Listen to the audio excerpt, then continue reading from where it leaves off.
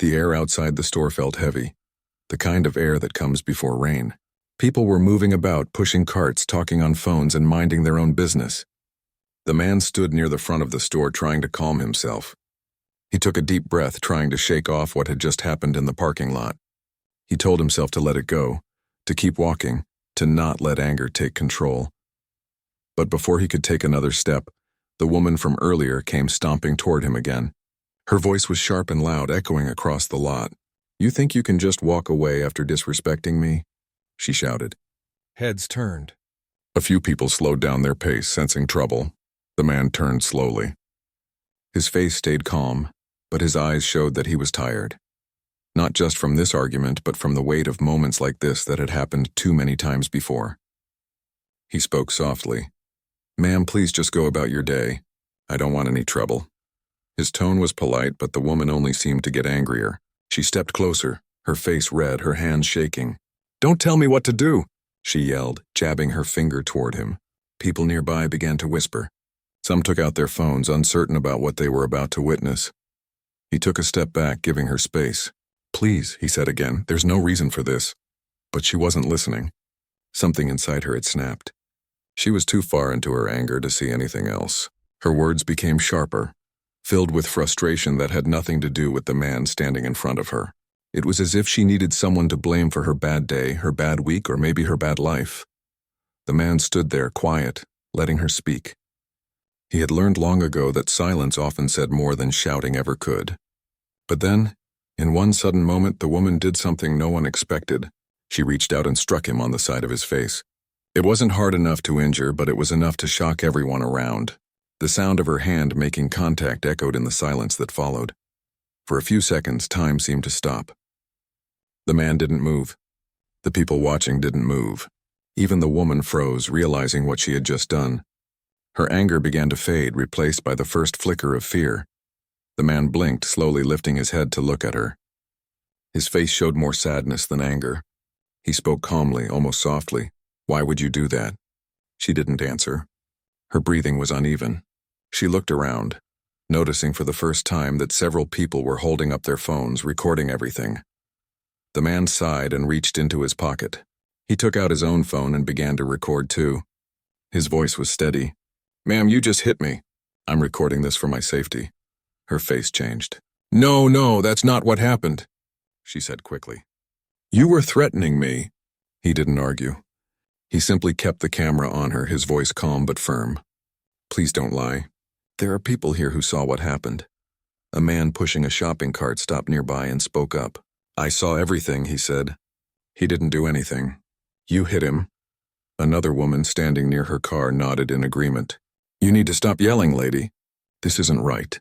The woman's face grew pale. Her confidence began to crack. The crowd around her was no longer on her side.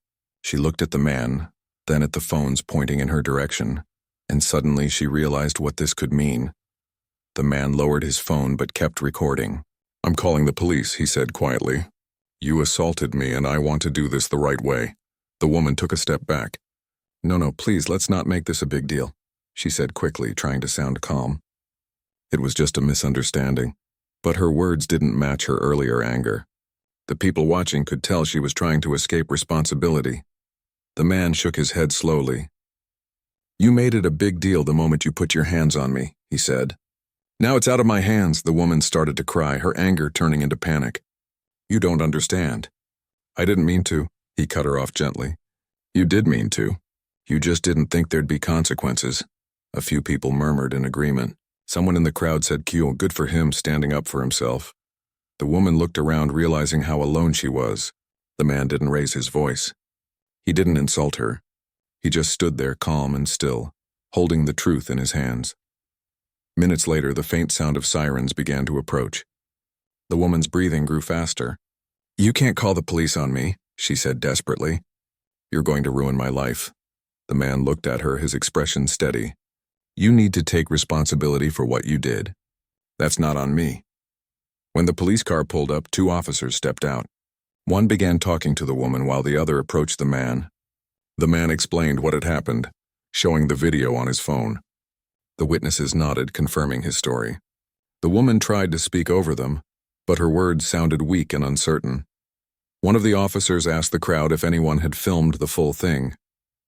Several hands went up. People began sharing their recordings. The truth was clear. The woman's shoulders slumped. Her voice trembled. "I didn't mean to hit him. He made me angry, that's all." The officer's tone stayed even. "That's still assault, ma'am." Tears started rolling down her cheeks. She looked at the man again, her voice breaking. "Please, I'm sorry. I didn't think before I acted." The man didn't smile or gloat. He just looked at her with tired eyes. "You should think next time," he said softly. As the officer spoke to her, she kept glancing at the people watching, their phones still raised. The embarrassment was almost too much. Her anger had turned into shame. She knew her actions couldn't be undone, and she couldn't control how the world would see her now. The man stepped aside as the officers finished their questions. He thanked the people who had spoken up. One woman said quietly, "You handled that with real patience." "Most people wouldn't have." He gave a small nod. "Anger just makes things worse," he said. "I've learned that the hard way." When the officers led the woman toward their car, she didn't fight. She just kept her head down, mumbling to herself. The man didn't watch her leave. He turned away and walked slowly toward the store, still calm, still quiet. Inside, the air conditioning hit his skin and cooled the faint warmth left on his cheek. He rubbed the spot gently, not because it hurt, but because he could still feel the sting, not of the hit, but of what it represented.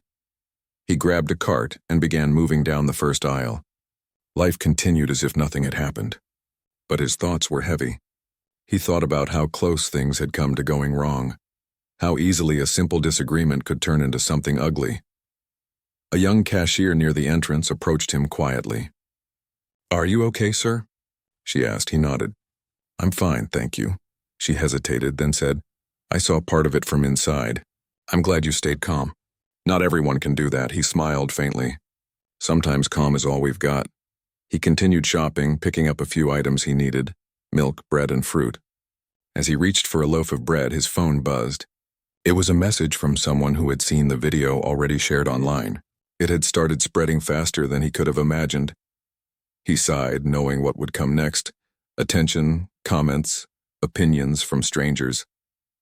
But he also knew that maybe, just maybe, someone would learn something from what had happened. Maybe someone would think twice before acting out of hate or anger. By the time he reached the checkout line, the parking lot outside had returned to normal. The crowd had scattered, the police car was gone, and the sun was peeking through the clouds again. As he placed his groceries on the belt, he caught his reflection in the store window. He didn't see a victim or a hero, just a man who had faced another ugly moment in a world that still needed healing. He paid for his things, thanked the cashier, and walked outside. The air felt lighter now. He loaded his groceries into his car and sat for a moment, taking a deep breath. He thought about calling a friend to talk about what happened, but decided to wait. He didn't want to relive it just yet. Instead, he started the engine and drove away slowly, watching the world move past his window. The people on the sidewalks, the sound of traffic, the hum of daily life. It all reminded him that even when moments like this happen, life keeps going. The key is to keep moving with it, not letting anger or fear hold you still. As he turned onto the main road, he looked ahead, his eyes calm, his mind clear.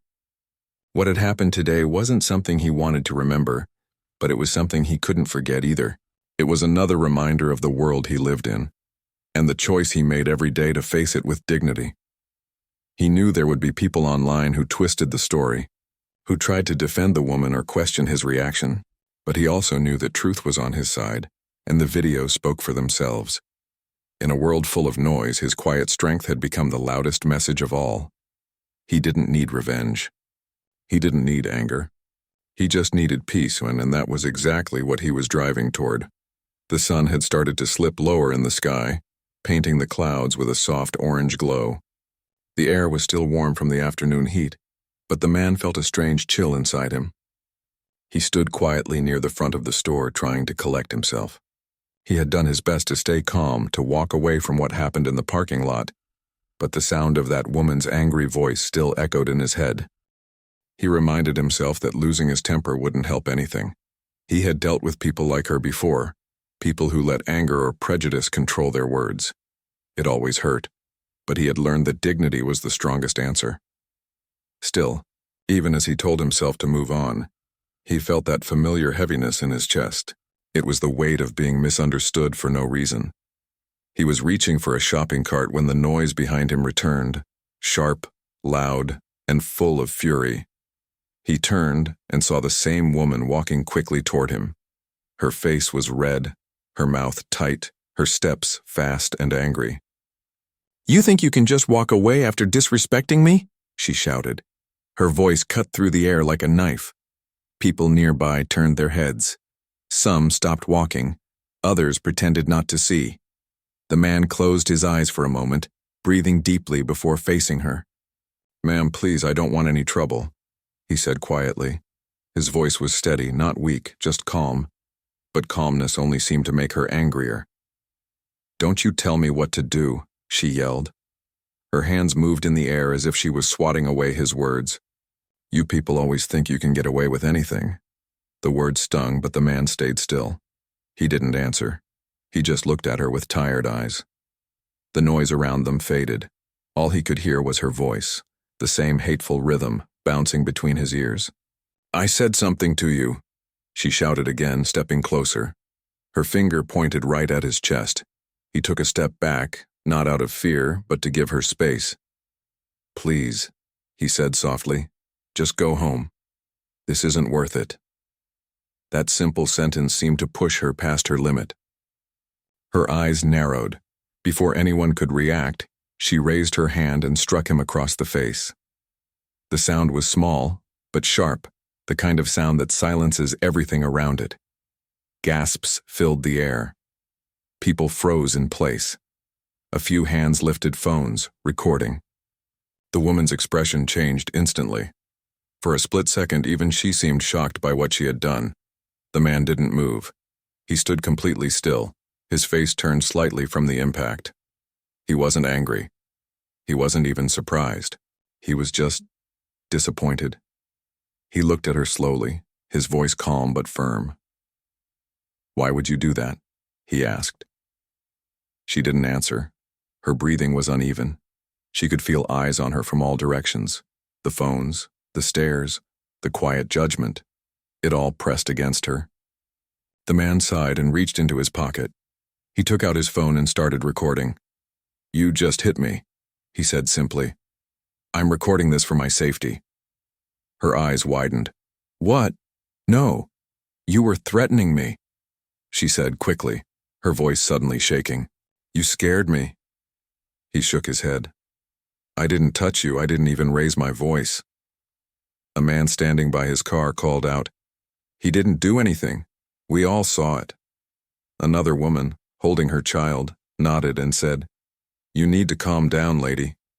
The woman's confidence began to crumble. Her words stumbled as she tried to explain herself. "You don't understand. He parked where I was supposed to." "That's not how this works," someone said from the crowd. The man lowered his phone slightly but kept it recording.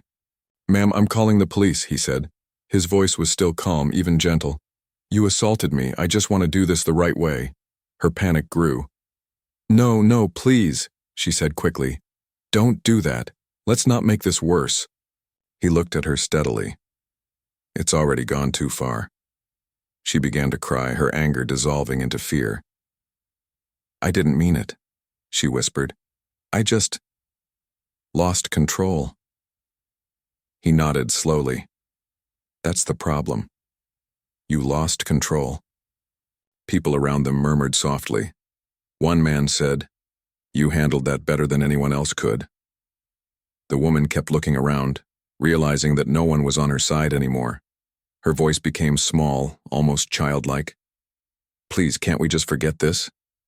The man's face stayed calm. "If I forget it, you'll do it again to someone else." Minutes later, the sound of sirens grew closer. The woman froze in place. "You really called them?" she whispered, her voice trembling. He didn't answer. He didn't need to.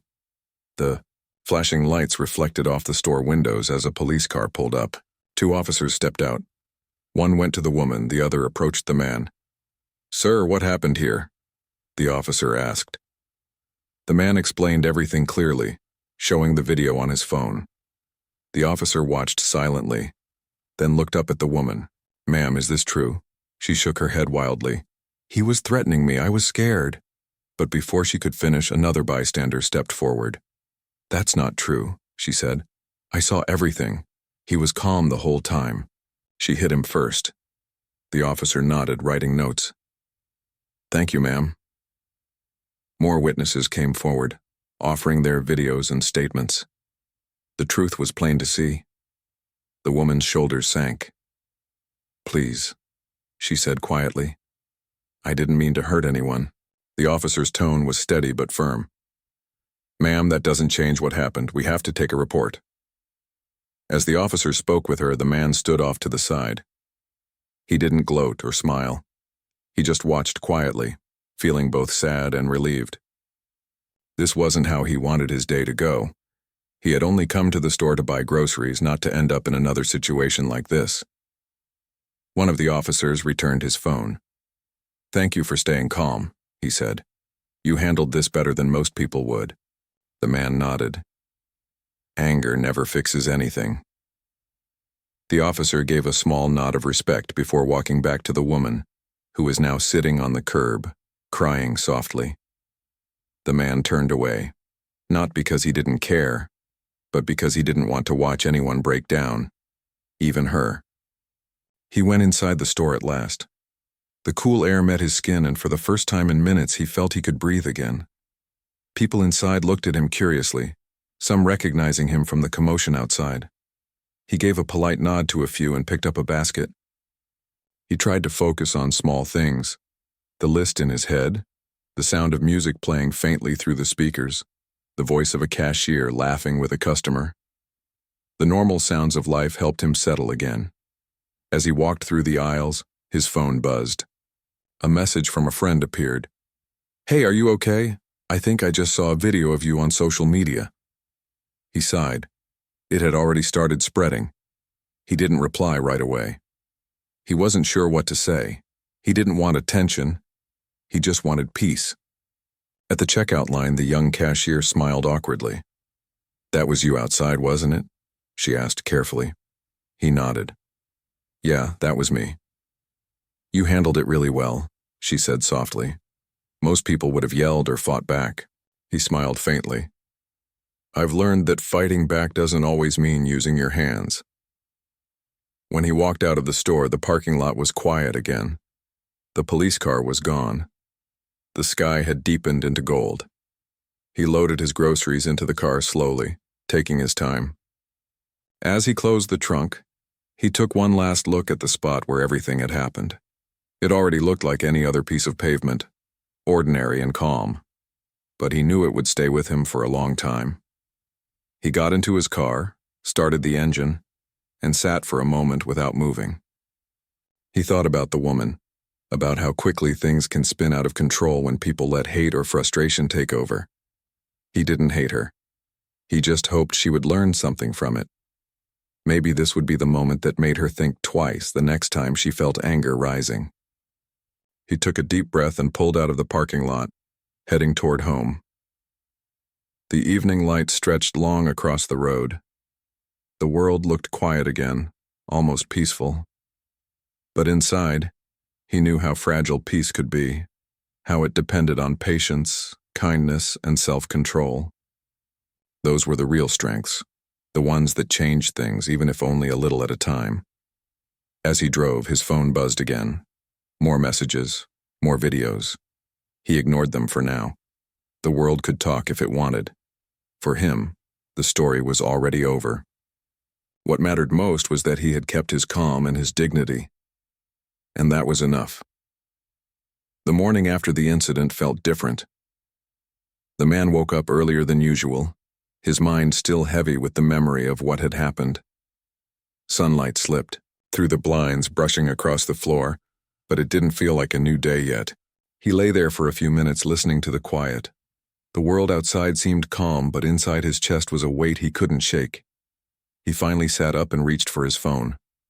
The screen was full of notifications, messages, Missed calls and a few emails. His stomach tightened. He didn't need to open them to know what they were about. The video from the store parking lot had spread everywhere overnight.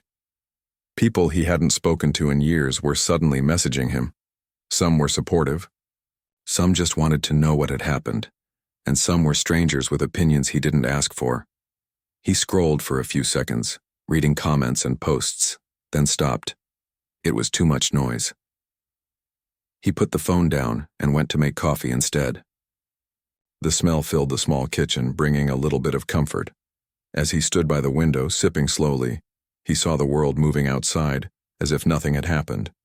Cars passing, kids walking to school, a neighbor waving as she watered her plants. Life didn't stop for moments like his. It just kept going. He took another sip and told himself to do the same. Later that morning, he got a call from someone he didn't expect, an officer from the precinct that handled the incident. The officer told him the woman had been charged with misdemeanor assault. She had also been released the same night but was required to appear in court. The officer thanked him again for staying calm, saying his composure had helped the situation stay peaceful. He hung up the phone and sat down at the table. He wasn't sure how to feel. Justice maybe, but not satisfaction. He hadn't wanted to ruin anyone's life. He just wanted respect. Still, he knew it was important that there were consequences. Without them, people never learn. Around noon, his sister called. She had seen the video online. "I'm proud of you for staying calm," she said, her voice warm but concerned. "But are you okay?" He paused for a moment. "I'm all right," he said. "Just tired," she sighed. "You don't deserve that kind of treatment." "No one does, I know," he said quietly. "But I can't let it change who I am." They talked for a while about ordinary things, family, work, the weather. And for a few moments it almost felt normal again. When they hung up, he felt lighter. In the afternoon, he decided to go for a walk. The air outside was cool, with a soft breeze that carried the smell of fresh grass. He walked past the park where children were laughing and running around. An older man sitting on a bench nodded as he passed. It reminded him that there was still good in the world, even when the bad parts shouted louder. As he walked, a young woman approached him. She looked uncertain but kind. "Excuse me," she said.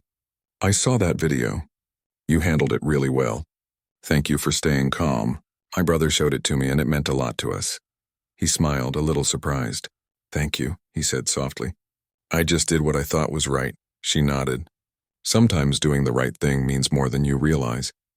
Then she walked away, leaving him standing there with a quiet sense of peace he hadn't felt in days. When he got home, he sat on the couch and turned on the TV. The local news was talking about the incident now. The headline on the screen read, "Man stays calm during racist confrontation." They showed clips of the video and blurred out faces.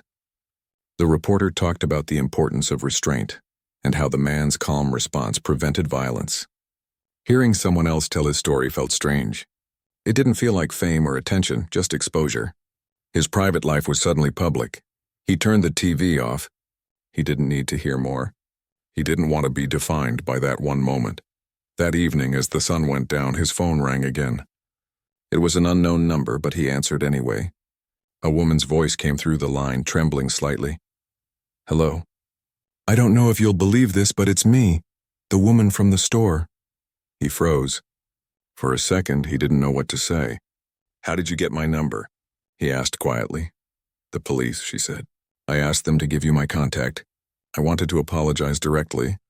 He stayed silent, letting her speak. "I don't expect you to forgive me," she continued, her voice breaking. "I've been watching the videos, reading the comments, and I see how wrong I was. I let my anger control me. I was frustrated about other things, and I took it out on you. I'm sorry." He took a deep breath. Her voice sounded different now, smaller, sincere. "I appreciate your apology," he said, "but you need to understand how serious that was. You can't undo it, but you can learn from it." "I know," she said quickly. "I've already lost my job. My family's disappointed in me. I deserve it, I guess. I just wanted you to know I'm not the same person I was that day." He was quiet for a moment. "I don't hate you," he said. "I just hope you take this as a chance to change. That's all anyone can do." "Thank you," she whispered. "You didn't have to answer. You didn't have to be kind. Sometimes kindness is the only way to move forward, he replied. After they hung up, he sat for a long time in silence. He thought about her words, her regret, and her tears. He knew she would have to live with her actions just like he had to live with the memory of that moment. But maybe in some way they both could grow from it. The next few days passed quietly. The internet moved on to new stories. The video stopped trending. People forgot. Life found its rhythm again. He went back to work, to his routines, to the small things that filled each day. But something inside him had changed. Not in a bad way, more like a new strength he hadn't noticed before. One weekend he met some friends for lunch.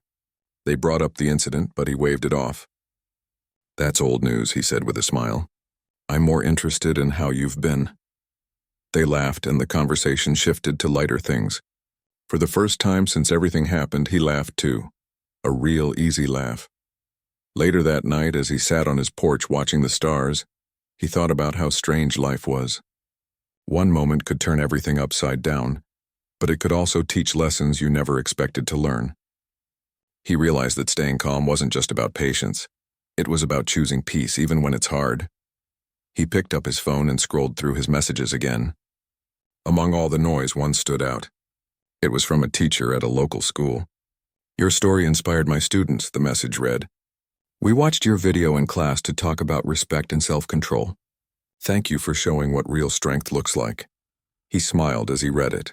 That was what made everything worth it, knowing that something painful had turned into something that could help others. Maybe that was the purpose of it all. Not fame, not sympathy, but understanding. The night breeze brushed against his face. The world felt quiet again.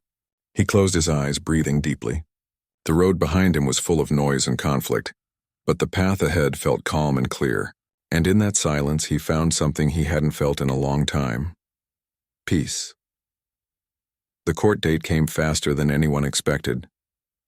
The man sat quietly in the small waiting area outside the courtroom, his hands resting in his lap. The sound of footsteps, paper shuffling, and quiet whispers filled the room. He looked around. Some people were there for traffic tickets, others for small disputes. But for him, this moment wasn't just about the case. It was about closure. He didn't want revenge. He just wanted to stand up for himself and show that calmness didn't mean weakness. The truth had already come out.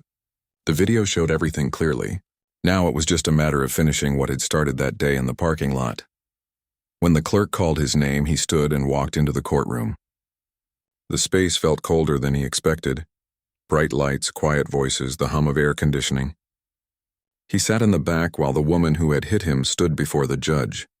Her face looked tired, her eyes red, and her shoulders slightly slumped. She wasn't the loud, angry person from that day anymore. She looked smaller, as if the world had finally caught up to her. The judge spoke firmly but calmly, explaining the charges and the evidence. The video had been submitted along with several witness statements. The woman didn't argue or deny anything. She just nodded, accepting the facts. When asked if she had anything to say, she stepped forward, her voice soft and shaky. "I made a terrible mistake," she said. "I let anger control me and I hurt someone who didn't deserve it. I've lost my job, I've lost friends, and I've lost a lot of respect. I can't change what I did, but I want to make it right." The judge listened carefully, then looked at the man sitting in the back. "Would you like to speak?" He stood, took a slow breath, and walked forward. Every step felt heavy but steady. When he reached the front, he looked at the judge, then at her. "I don't hate her," he said quietly. "I just want her to understand that what she did was wrong. Not just because it hurt me, but because it could have gone so much worse. I stayed calm because I wanted to show that we don't have to meet anger with anger. We can be better than that." The room was silent. The judge nodded slowly. "That's a powerful message," he said. "And I hope everyone in this courtroom hears it." The judge sentenced the woman to community service, anger management classes, and a fine. He also asked her to write a letter of apology as part of her record. She nodded again, tears rolling down her cheeks. As they left the courtroom, she turned to him and whispered, "Thank you for not being cruel." He didn't reply, but he gave a small nod before walking away. Outside, the air felt fresh and free. He stood on the courthouse steps, letting the breeze hit his face. It felt like a weight had been lifted. He didn't feel anger anymore, just a deep, quiet relief. That evening, he went to visit his parents. They had been worried about him since everything happened. When he walked through the door, his mother hugged him tightly, refusing to let go. "I saw the hearing online," she said, tears in her eyes. "You spoke with such grace. I'm proud of you," he smiled, hugging her back. "I just told the truth," he said. His father nodded from the couch. "You showed strength," he said in his calm, steady tone. "Not the kind that shouts, the kind that stands tall and doesn't break." They all sat together, eating dinner, sharing small talk, laughter, and quiet moments. For the first time in a while, everything felt normal again. Days passed, and the world slowly moved on. People still recognized him sometimes, at the store, on the street, or at work. Some just smiled, others thanked him for how he handled the situation. He appreciated it, but never let it change him. He didn't want to be known as the man from the video. He just wanted to be himself again. One afternoon, he was at the park reading a book when a young reporter approached him. "I'm sorry to bother you," she said politely. "I'm writing a piece about grace under pressure, about people who choose calmness in moments of hate. Would you be willing to share your thoughts?" He looked at her for a moment, then nodded. "Sure," he said, "but I don't want to talk about me. I want to talk about what we can all learn from moments like that." They sat on a bench beneath a large oak tree as the reporter took notes. "What do you think people should learn?" she asked. He looked out across the park. "That anger is easy," he said. "Anyone can lose control. But choosing peace takes strength. It doesn't mean you're weak. It means you're brave enough not to add more fire to the world." The reporter smiled and wrote his words down carefully. "That's beautiful," she said. When the article was published, it reached far more people than he expected. It wasn't just about the incident. It was about the power of calmness, forgiveness, and respect. Messages started coming in again, but this time they felt different. They weren't about the video or the woman. They were about hope. People said his story helped them think differently about how they handled their own anger. Weeks later, he got an invitation from a local community group. They were hosting a town meeting about respect and conflict resolution, and asked if he would come to speak. He hesitated at first. He wasn't a public speaker, but after thinking about it, he agreed. On the day of the meeting, the room was full: teachers, students, parents, and neighbors. He stood in front of them, his heart beating fast but his voice steady. "I'm not here because I'm perfect," he began. "I'm here because I made a choice. A choice to stay calm when I had every reason to be angry. It wasn't easy, but I learned that sometimes when we choose peace, we create space for others to change too." People listened quietly. Some nodded, others wiped away tears. After the talk, a few people came up to thank him. One older woman said, "I wish more people could think the way you do." He smiled humbly. "We all can," he said. "It just takes a pause. One deep breath before reacting." Later that night, as he walked home, he thought about how far he'd come. The incident that once brought him pain had turned into something meaningful. He didn't plan it. He didn't seek attention. But maybe life had its way of turning the worst moments into lessons for others. He passed by the grocery store where it all began. The parking lot was quiet, empty except for a few cars. He stood there for a moment, remembering that day. It no longer made him angry or sad. It just reminded him how much he had grown since then. A store clerk who recognized him came outside and waved. "Hey man," he said cheerfully. "It's good to see you. You're kind of famous around here now." He laughed. "I'm just a regular person who had a bad day that turned into a story." The clerk smiled. "Well, it's a story that made people think. That's something." He nodded and smiled back before walking away. The evening sky was painted in soft orange and gold. The air smelled like rain, and a calmness filled the space around him. At home, he sat by the window and opened a small notebook he had started keeping. On the first page, he had written a few words that guided him through the storm. "Stay calm. Stay kind, stay true." He wrote a new line beneath it. "Peace isn't something we find, it's something we build." He closed the notebook and looked outside again. The city lights shimmered in the distance. For the first time in a long time, he felt completely at ease. The next morning, he received another message, this time from a local organization that worked with youth programs. They wanted him to come and talk to high school students about how to handle anger, peer pressure, and conflict. He smiled at the thought. Maybe this was his purpose, to use his experience to guide others before they made the same mistakes he had witnessed. When he arrived at the school a week later, the students listened quietly as he told his story. He didn't exaggerate anything. He just told the truth, honestly and simply. Everyone will face moments that test them, he said.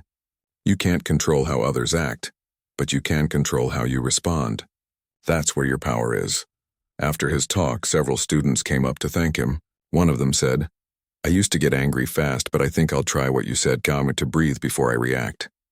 That small moment touched him deeply. He realized then that change didn't always happen in big dramatic ways. Sometimes it started with one person, one breath, one choice. As the day ended, he walked out of the school with a quiet smile. The world outside looked brighter somehow. He didn't know what the future would bring, but he felt ready for it. What had once been an ugly moment had turned into something full of light. And maybe that was life's strange balance. Sometimes it took chaos to remind people of peace. He didn't know where his story would go next. But one thing was certain. He would keep choosing calmness no matter how loud the world around him became. Because in that calmness he had found not just strength, but freedom. The weeks turned into months and life slowly returned to something that felt like normal again. The man no longer woke up thinking about that day at the parking lot. The memory was still there, but it didn't hurt anymore. It was like an old scar, a reminder of something painful that had healed with time. He still worked at the same job, still took walks in the same park, still greeted his neighbors with the same warm smile. But something deep within him had changed. He saw the world with clearer eyes now. He noticed how people spoke to each other, how easily anger could rise, and how quickly small things could turn into big problems if not handled with calmness. One morning, while walking to the cafe near his apartment, a young man stopped him. "Excuse me," the stranger said, his voice uncertain. "Are you the guy from that video?" The man hesitated, then nodded slowly. "I guess I am," he said. The young man smiled. "I just wanted to say thank you. My mom showed me that clip a while ago. I used to lose my temper a lot. Watching how you handled things helped me change. Now I try to pause before reacting." The man felt a warmth spread in his chest. "I'm glad it helped," he said. "That's what life's about. Learning, then helping someone else do the same." They talked for a few minutes before going their separate ways. As he walked into the cafe, he realized something. What once was an ugly confrontation had quietly turned into a lesson for people he'd never even met. Later that day, he sat by the window with a cup of coffee and his small notebook. He had been writing in it every day, short thoughts, lessons, or feelings he couldn't say out loud. He opened to a new page and wrote, "Sometimes the things that break us end up building us stronger." He closed the notebook and smiled. That weekend, he got an email from a community center in another city. They had heard about his story and invited him to speak at a youth event. He almost declined at first. He wasn't a public speaker, just a regular person. But something told him to go. Maybe his story still had work to do. When he arrived at the community center, the place was full of young people, parents, and teachers. The organizer greeted him warmly and thanked him for coming. As he stood at the podium, the room grew quiet. He looked around and said softly, "I never thought I'd be here talking to all of you. I'm not special. I'm just someone who faced a hard moment and tried to do the right thing." He paused for a moment before continuing. "That day I could have shouted back. I could have made things worse. But instead I chose to stay calm.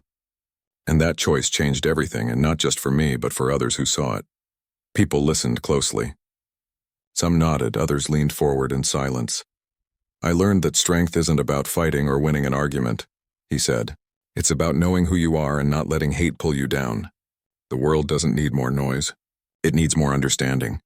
When he finished, the room filled with quiet applause. After the event, several people came up to thank him. Some shared their own stories, moments when they had faced anger or prejudice and didn't know how to respond. He listened to each one, offering a few words of encouragement. That night, back in his hotel room, he sat by the window looking out at the city lights. The noise of traffic and people blended into a soft hum. He felt calm, content. He wasn't sure what direction his life would take next, but he knew it was leading somewhere meaningful. Months later, he started volunteering at a local youth group. Every week, he met with teenagers to talk about life, challenges, and how to handle emotions in a healthy way. He didn't lecture them, he just listened. Sometimes that was all people needed. One evening after a group session, a quiet boy stayed behind. I get angry a lot, the boy admitted, staring at the floor. At school, people say things that make me want to fight. But then I think about how you stayed calm in that video. I try to do the same. The man smiled gently. It's not easy, he said. But every time you choose peace, you're proving something powerful. That you control your emotions, they don't control you. The boy looked up, a small smile forming. Thanks, he said before walking out. Moments like that made all the difference. The man didn't need fame or recognition. Knowing that he could help someone find calm in a storm, that was enough. As time passed, he found new balance in his life. He started writing more often, turning his thoughts into short essays and reflections. A friend suggested he post them online, so he did. He didn't expect much, but people began reading and sharing them. They said his words brought them peace. One post in particular went viral, a simple line he had written late one night. Don't let someone else's anger decide who you become. That quote spread across social media, printed on posters and shared in classrooms. It wasn't about him anymore, it was about the message. And that made him proud. A year later, he received a message from the woman who had hurt him. It had been months since the court case, and he hadn't heard from her since. Her message was short but heartfelt.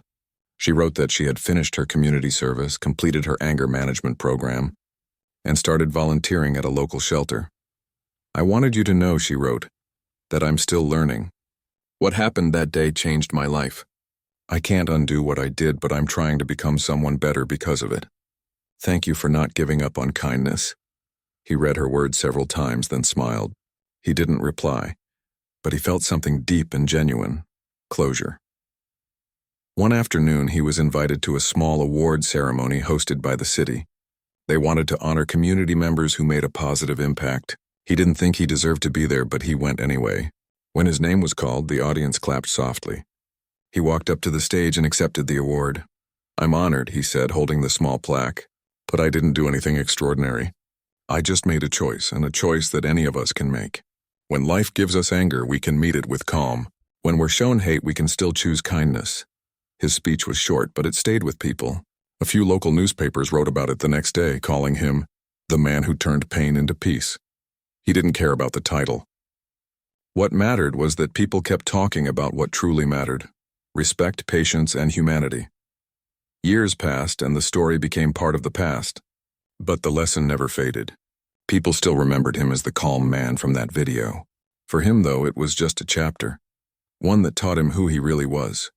He continued mentoring young people, writing and helping others find peace within themselves. He never stopped learning, never stopped growing. One summer evening, he sat by the lake, the sky painted with shades of orange and pink. The air was warm, and the sound of water lapping against the shore was peaceful. He thought about everything that had happened: the confrontation, the apology, the lessons, and the people he had met along the way. He realized that what began as a painful experience had turned into something much greater. It had shown him that the world could change, but only if people were brave enough to change themselves first.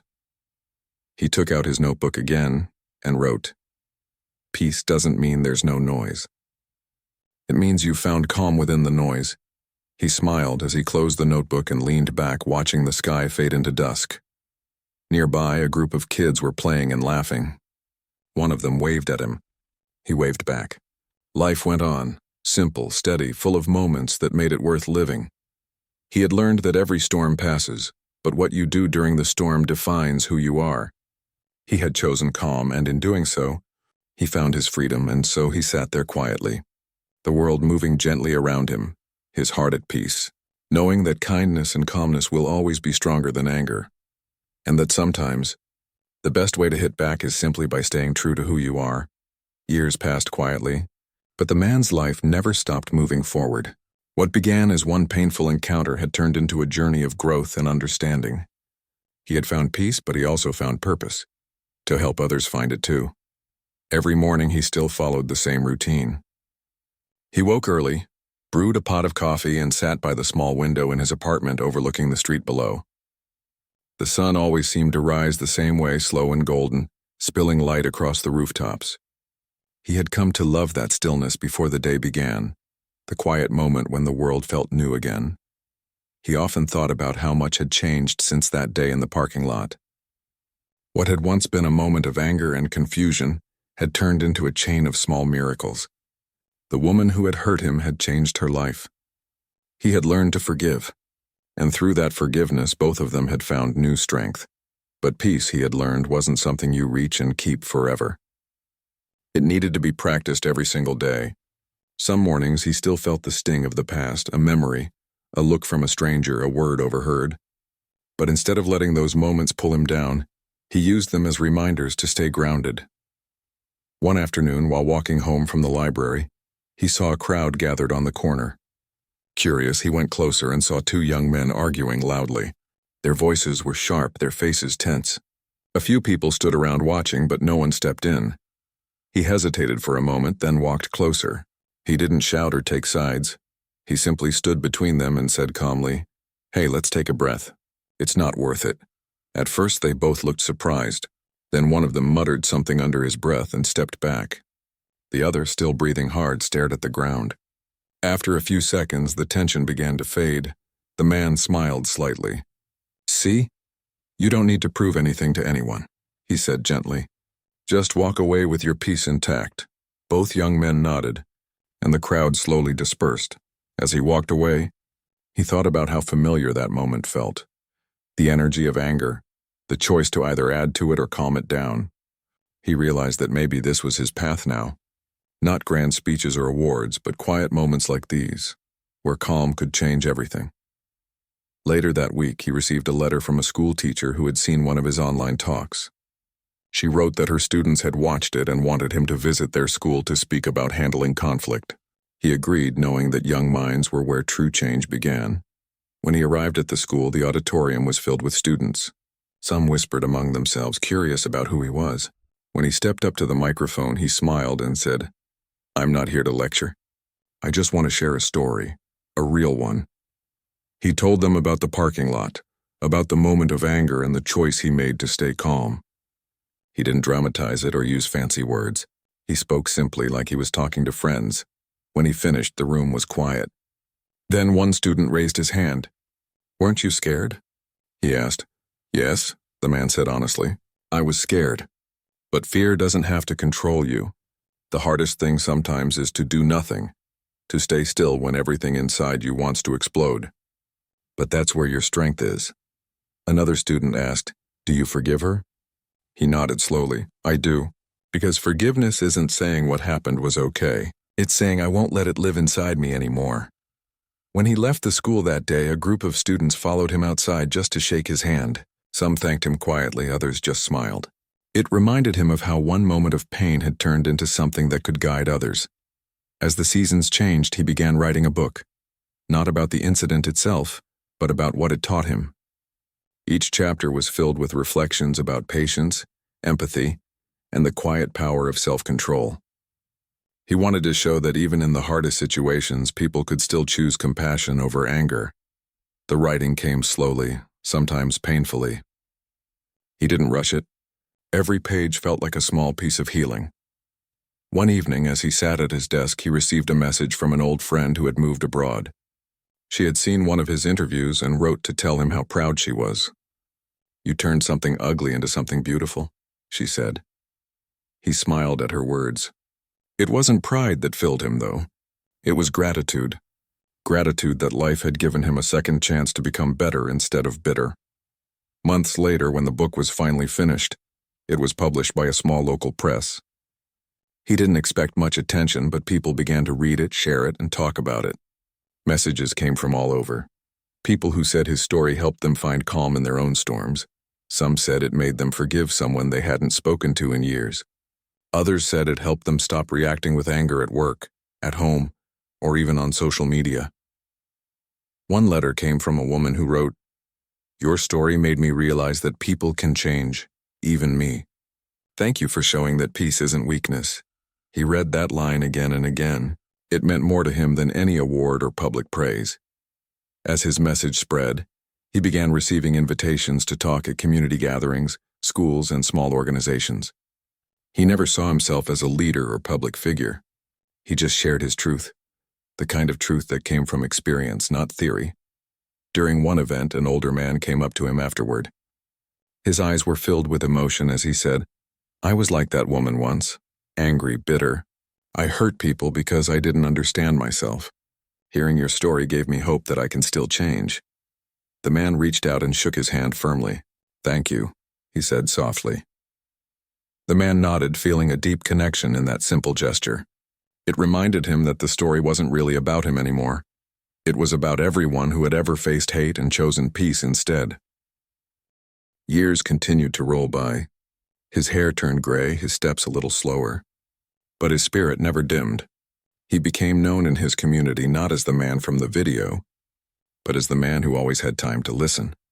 He often sat at the park bench, the same one he had visited years ago, watching children play and people pass by. Some recognized him, others didn't. He liked it that way. He wasn't searching for recognition. He was simply living, quietly, peacefully, and with purpose. One evening while sitting there, he saw a familiar face approaching. It was the same woman from all those years ago.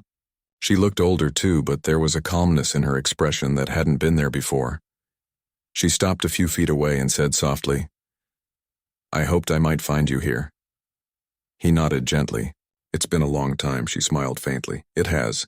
I just wanted to thank you again, not just for forgiving me, but for showing me how to forgive myself. I work at a community center now. I help people deal with anger and stress. I try to pass on what I learned from that day." He felt a quiet pride rise within him. "That's good," he said. "The world needs more of that." They sat together for a while, not saying much. The air was cool and the sound of the city faded into the distance. Before she left, she turned to him and said, "You changed my life." He smiled gently. "We changed each other's," he replied. After she walked away, he sat in silence, watching the sky turn golden once more. He thought about how life had come full circle, how two strangers had collided in anger and somehow ended up teaching each other about grace. In the years that followed, he continued his quiet work, writing, mentoring, listening. He never stopped believing in people even when they failed. He understood now that everyone carried something heavy inside them, and sometimes anger was just a cry for help. Whenever he felt tired or uncertain, he would open his old notebook, the one he had carried all those years. Its pages were filled with thoughts, lessons, and reminders. On the very last page, he wrote a new line. "Peace isn't the end of conflict. It's the courage to stay kind in the middle of it." As he closed the notebook, he looked out the window, feeling a deep calm settle in his heart. The world outside was still noisy, still complicated, but he had found his place in it, steady, gentle, and at peace. He spent the rest of his life sharing that message with others, not through speeches or fame, but through simple acts of kindness, a smile to a stranger, a patient word in a tense moment, a hand offered to someone struggling.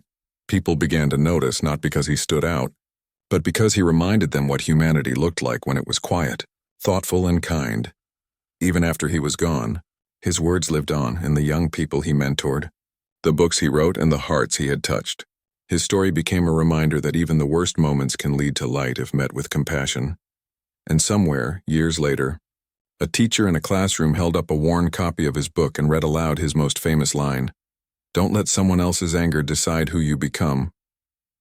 The students listened quietly, their faces thoughtful. One of them raised a hand and asked, "Was he real?" The teacher smiled softly. "Yes," she said. "He was as real as any of us." And that's why his story still matters. Outside, the world moved on, cars passed, people hurried, life continued. But the message remained, quietly echoing in the minds of everyone who heard it. That peace is not weakness. Kindness is not surrender. And the true strength of a person lies not in how hard they fight, but in how gently they stand firm. And so the story ended not with noise or anger, but with calm. The kind of calm that can only come from understanding, forgiveness, and love that asks for nothing in return. Because sometimes, the greatest victory isn't proving someone wrong. It's proving that your heart can stay kind no matter what tries to break it.